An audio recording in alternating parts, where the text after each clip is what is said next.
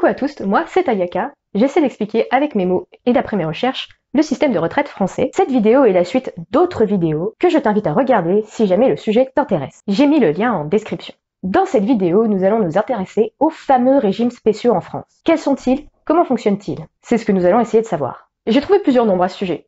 Au début, nous avions le chiffre de 42 régimes spéciaux qui est souvent relayé dans les médias et qui en fait est faux. Ce chiffre de 42 représente plutôt le nombre de régimes différents. Un régime spécial est un régime qui existait avant l'institution du régime général de retraite en France, ce qui est le cas d'une quinzaine de régimes. Nous sommes bien loin de 42. Il a existé une époque où le régime de retraite général n'existait pas en France. Et certaines professions ont décidé de se regrouper pour former leur propre mutualité ou leur propre caisse de retraite. On connaîtra par exemple le fameux régime des cheminots, qui se sont regroupés pour acquérir des droits et obtenir cette retraite. Et en fait, les différentes réformes des retraites successives qui ont eu lieu en France sont un peu une tentative de ramener tous ces régimes spéciaux à un régime universel et unique. En fait, quand la France a voulu établir un système de retraite, ce système de retraite était moins avantageux que ceux déjà imaginés par certains corps de métier. Par conséquent, beaucoup de manifestations, et on a décidé de garder ces régimes spéciaux qui pourraient coexister avec le régime général. En fait, les régimes spéciaux sont un héritage historique. Mais évidemment, s'ils ont été conservés, c'est pour certaines raisons qui ont été justifiées à l'époque et sur lesquelles je ne m'attarderai pas. Ainsi, nous avons plusieurs systèmes de retraite. Nous avons la Caisse autonome nationale de la sécurité sociale des mines, qui permet aux mineurs de toucher des pensions de retraite. Les mineurs peuvent partir à 55 ans à taux plein, voire avant s'ils ont comptabilisé un certain nombre de trimestres au fond des mines, donc à l'endroit où c'est le plus dangereux pour la santé. Pour calculer la pension minière, on prend le nombre d'années de service, qu'on multiplie par la valeur du trimestre en vigueur l'année de départ. Chaque trimestre travaillé au fond, c'est-à-dire dans les mines, permet d'avoir une bonification de 0,15%. Ensuite, nous avons la CNRACL. La CNRACL, gérée par la Caisse des dépôts, s'occupe des agents du réseau souterrain des égouts, mais aussi des identificateurs de corps de l'Institut médico-légal de la préfecture de police. Ces personnes peuvent partir entre 50 et 52 ans selon l'année de naissance. Les catégories de métiers dits actifs, qui donc nécessitent de partir avant l'âge de la retraite dans le régime général, c'est-à-dire 62 ans, eux peuvent partir à 57 ans. Les personnes qui ne sont pas dans cette catégorie dite active partent, eux, à 62 ans. Pour calculer la pension, on prend le dernier traitement indiciaire brut de l'emploi qu'a occupé le futur retraité pendant au moins 6 mois avant de prendre sa retraite, auquel nous allons appliquer le taux plein, 75%, que l'on va multiplier par le nombre de trimestres travaillés sur le nombre de trimestres qu'il fallait travailler, en ajoutant bien sûr les éventuelles bonifications qu'a obtenu l'intéressé. Parlons aussi du fonds spécial des pensions des ouvriers des établissements industriels de l'État. Ces ouvriers peuvent partir entre 57 et 62 ans selon les cas. Il faut justifier d'au moins 17 ans de service. Il existe un âge limite, 65 ans, à partir duquel on est obligé de prendre sa retraite dans ce régime, car les conditions de travail imposent qu'à un certain âge, il faut s'arrêter. Il est possible tout de même de prolonger au-delà, dans une limite de 10 trimestres, pour éventuellement annuler une décote. Pour calculer sa pension, on prend les salaires des 6 derniers mois, auxquels on applique un taux de 75%, que l'on multiplie par le nombre de trimestres que l'on a travaillé, sur le nombre de trimestres que l'on devait cotiser au départ. Dans ce régime, il faut travailler un certain nombre d'heures ou de jours dans des conditions d'insalubrité, 300 heures ou 200 jours. Aujourd'hui, 180 jours. Durant ces travaux d'insalubrité, chaque jour est compté comme 1h30 et 1h30 est compté comme un jour. Aujourd'hui, on remplace 1h30 par 1h50. Ensuite, la Caisse nationale des industries électriques et gazières.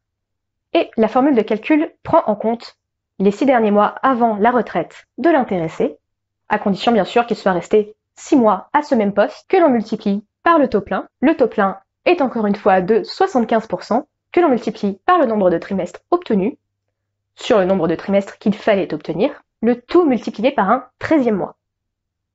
Nous avons le très connu régime de la SNCF. Ce régime peut permettre à certains de partir plus tôt, entre 52 et 57 ans, voire avant, selon ton année de naissance. Aussi, il faut avoir réuni au moins 15 annuités, 17, selon l'année de naissance. La retraite va dépendre de l'échelon et du poste qui avait été occupé pendant au minimum 6 mois juste avant la retraite de l'individu. Pour faire le calcul, on va prendre uniquement les 6 derniers mois de salaire, prime comprise, qu'on va multiplier par le taux plein, 75%, ainsi que la durée de cotisation sur la durée qu'il fallait cotiser.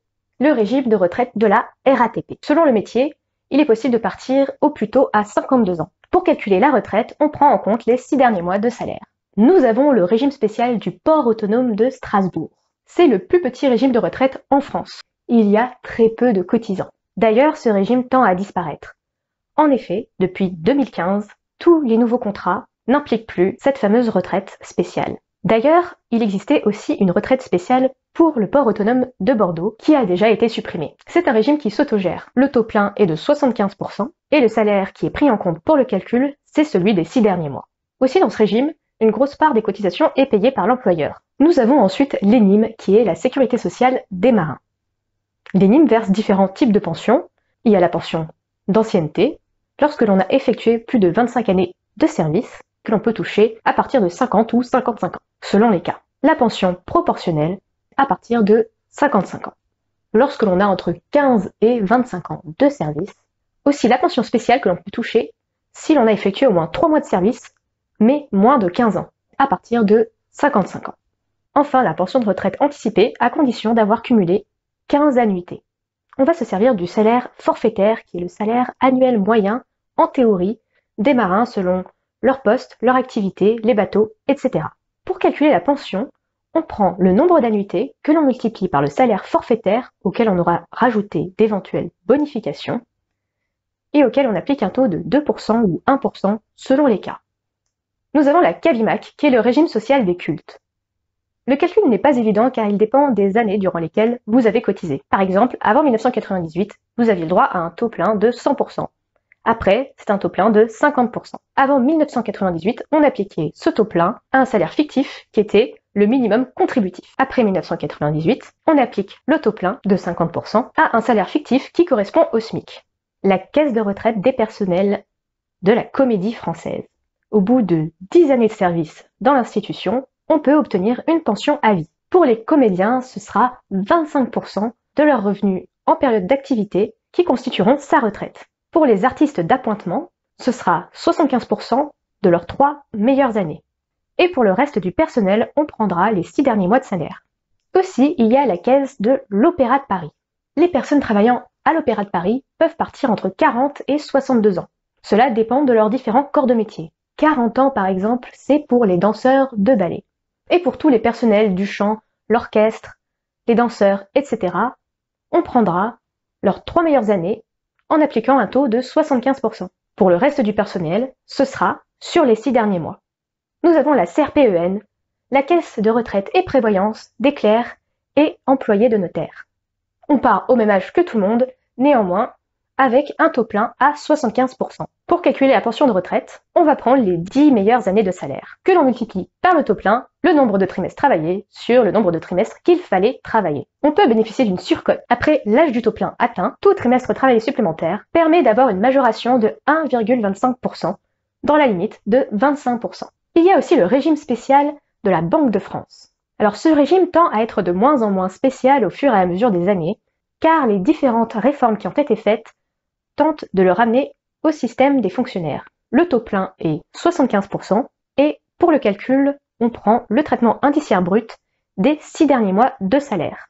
Pour terminer sur les régimes spéciaux, attardons-nous sur ceux des fonctionnaires de l'État, exerçant des fonctions spécifiques. En effet, nous avons un régime spécial pour les parlementaires de l'Assemblée nationale, pour les sénateurs et pour le Conseil économique, social et environnemental. Pour l'Assemblée nationale, on prend en compte toutes les indemnités qu'a touché le parlementaire durant son mandat ou ses mandats. Pour bénéficier de cette retraite, il faut bien en avoir fait la demande préalablement. Ce n'est pas automatique. Avant 2010, il existait aussi la possibilité de la double cotisation.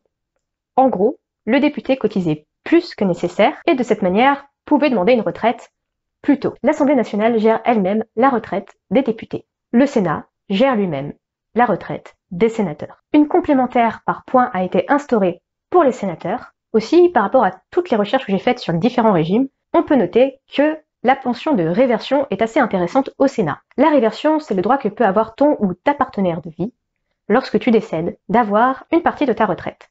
Généralement, c'est plus autour de 54-50%. Dans le cas du Sénat, c'est 60%. Pour terminer, le régime spécial du CESE, Conseil économique, social et environnemental. Le taux plein de ce régime est de 75%.